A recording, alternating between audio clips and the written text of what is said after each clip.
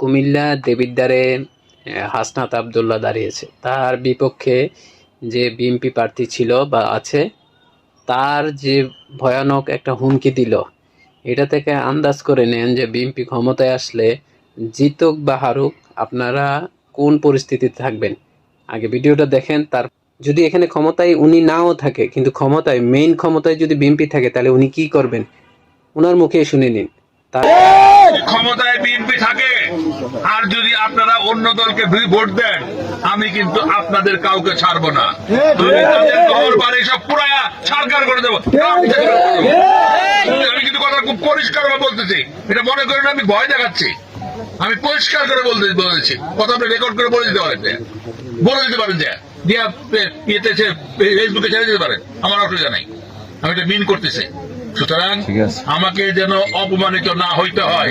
আমি যদি অপমানিত হই, সে অপমানের শোধ কিন্তু আমি ওইভাবেই নেবো। কিন্তু ঠিক আছে না? আপনাকে আমার অপমানিত হয়ে দেবেন, তাহলে সবাই কিন্তু 12ই ফেব্রুয়ারি তারিখে ট্রাক মার্কায় ভোট দিয়া জয়যুক্ত করবেন।